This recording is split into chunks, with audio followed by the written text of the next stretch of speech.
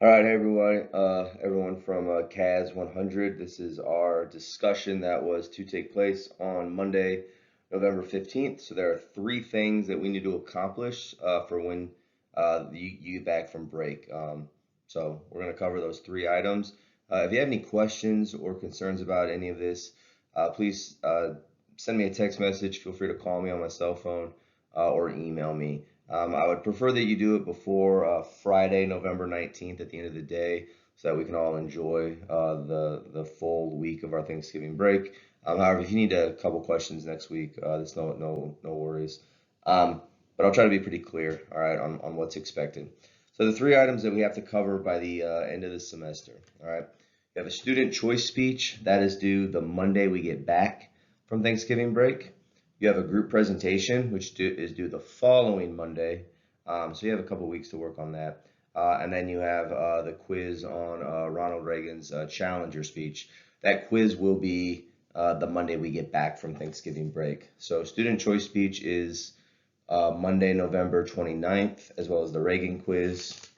And then on December 6th, Monday, December 6th, those will be the group presentation day. All right.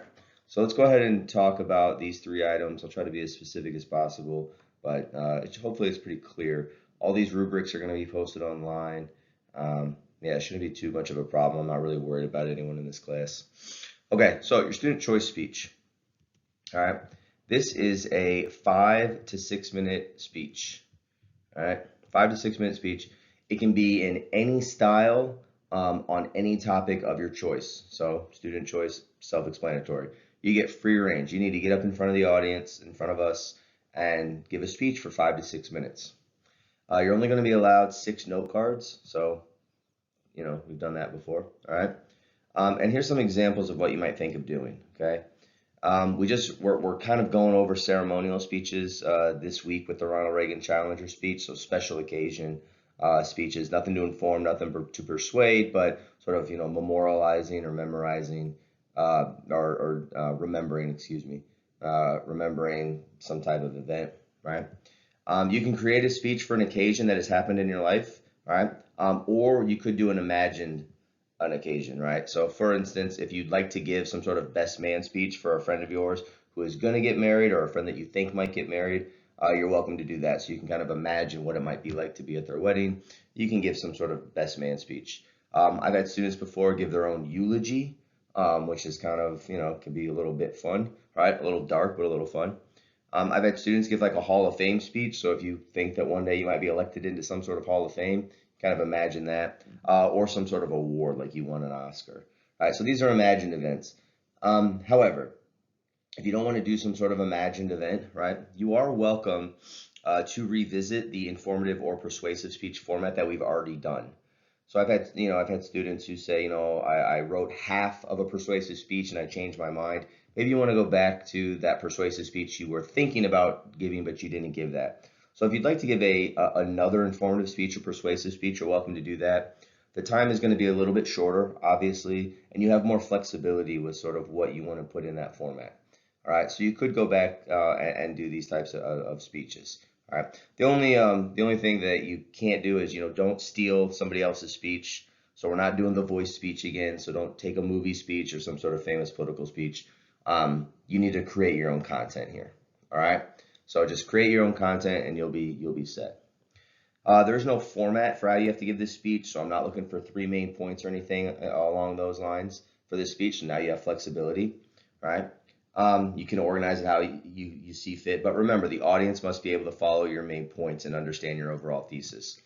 So this is that moment in the semester where I've kind of said, here are the rules. You all have followed the rules for organization, three main points, etc. And now is when we're getting to that point in the semester where you get a little bit of a choice to kind of figure out, how can I start to break the rules or be flexible with the rules, kind of, creating your own organizational format. A good way to think about this is think about the Cornell West graduation speech at Spelman University. And we talked about, he didn't lay out, here are my three main points, but we still talked about how his themes, were well organized and they sort of fit into this model of an organization pattern.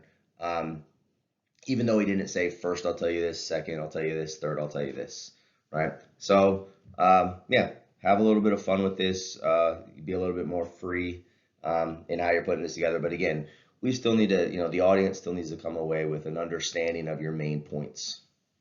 All right. We spent all semester learning the rules. Oh, here again, I already mentioned it. Cornell West speech and the rest of it. All right. You don't have to turn anything in for this speech. There's no outline to turn in. You are just going to show up on the Monday after break and you're going to give your speech. All right. This is all about delivery. The rubric is posted on Canvas. You can check out the rubric for how I'm going to grade. But this is all delivery points.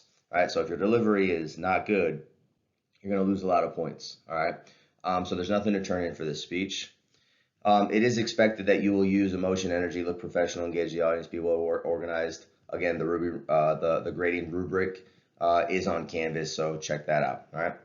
So that's the student choice speech, 5 to 6 minute speech, a topic of your choosing. There you have it. All right.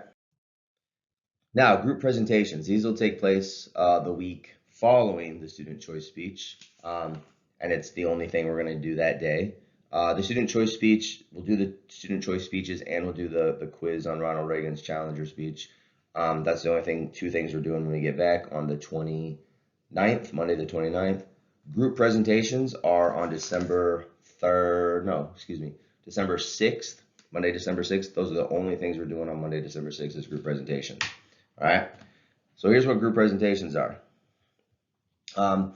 It's going to be a 30-minute teaching demonstration by you, essentially. All right. Needs to be professional. So dress up. You are playing the professor for the day with your group. There are groups of 4. There's one group of 5. All right. And I have the groups laid out on the next slide. I'll email it to you as well. All right.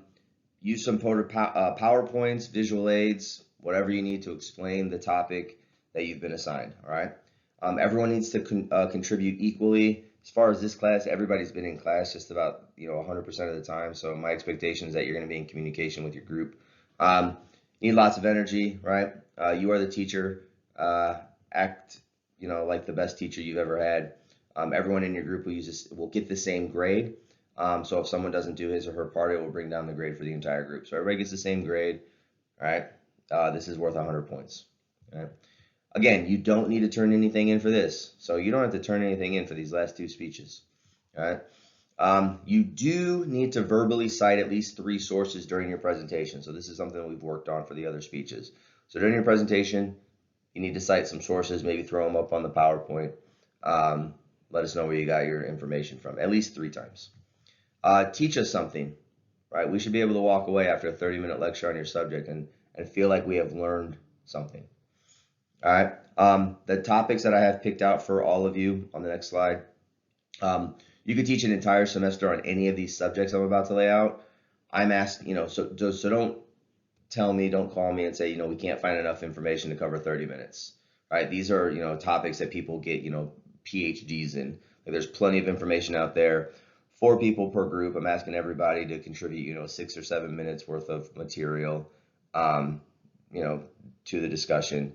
There's plenty of people in your group to do 6 to 7 minutes per person, and now you're up to 30 minutes almost. All right. So some of the things you should think about covering in all of it, right? So important people and their biographies for the event that I give you, right? So who are some of the important people? Important events that happened during the era you've been covered. So I'm going to give you a pretty wide topic. So there's lots of sort of important landmark moments in each of those topics. The events leading up to the era, right, or up to the event, and then the aftermath. So what in the world has sort of changed since this event took place, all right? So again, you're just teaching us about this topic for 30 minutes in a group presentation, all right? And, well, we'll talk about ways you can divide it up here in a second. All right, so here are our groups, all right? And I will email this out to you in a separate file as well. At 6 p.m., we have these 4 individuals. They are going to cover the India and Pakistan independence from Britain, from colonialism. Takes place around 1947. There's lots of events that lead up to the decolonization of India and the independence of India and Pakistan. All right. So these 4 individuals, you're going to start us off at 6 p.m. This is your topic.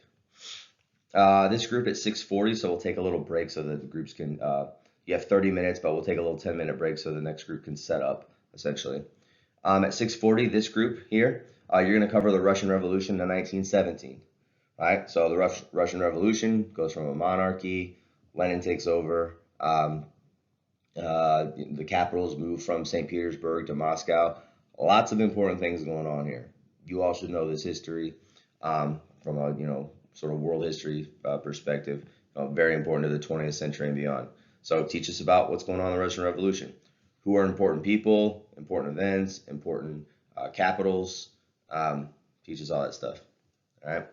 At 7:20, will come and the Spanish conquistadors, specifically Cortez. So there's a lot of conquistadors. Focus specifically on Cortez and the Aztec Empire.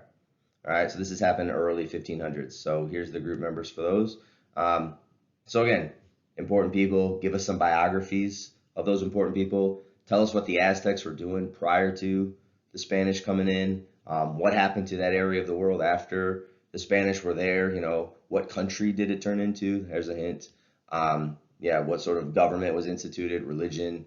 There's lots of important events going on here. All right. And then finally at 8 p.m., my group of 5 here, you're going to cover the Harlem Renaissance, 1920s, mostly in New York City, but there's a lot of poets and artists and music, and now jazz is coming up. Yeah, tell us what's going on here with the Harlem Renaissance, all right? So you have 30 minutes to cover a lot of information. Again, if each person just if you kind of break it up where each person gets really specific about, one area of this for about 6 to 7 minutes, you're pretty close to that 30-minute mark, all right? So again, think about the people, cover some important biographies. You don't have to just stick to, for instance, like 1947 for India and Pakistan independence. It's like, you have a couple of decades prior to that that are important and a couple of decades afterwards, right? There's still things going on right now between India and Pakistan that are completely relevant with regard to, how India was divided up and, where lines are drawn and civil wars and borders and the rest of it. So, this is some interesting information that one of you could cover. What does this look like in the year 2021? All right. Down here with the Harlem Renaissance, you have lots of biographies to cover. You have lots of art movements, music movements, literature that comes out of it. You cover the fashion trends. You talk about some really cool stuff here. All right. So these are the topics. These are the groups. 30 minutes to cover your topic, and you're just going to be teacher for the day. All right. Teacher for 30 minutes. Okay. If you have any questions on this, you're welcome to email me, call me. My suggestion is to get a little group chat started or a group document started, a Google document started with your group, before Thanksgiving break. But again, this isn't due until the week after we come back. So you have until December 6th, but you might want to start thinking about it now, just so you can figure out, how are you going to divide this stuff up. All right, and then finally, you have a quiz next when we come back on Ronald Reagan's the Challenger speech after the tragedy of the Challenger explosion, space shuttle, taken off, and unfortunate situation. So I'm gonna put that link down below. Also, email that out separately to you. You can watch it on YouTube. It's like a 5-minute speech. You can also read along with the text. We'll have a quiz on that when we come back. All right. That's all I have for you. Lots of things to work on, but you don't have to turn anything in for it. You just have to come and give a presentation. All right, you have to give 2 more presentations, take a final exam, and we're getting out of here. All right. If you have any questions, call me, text me, email me. I will see you all when we get back. Have a happy Thanksgiving.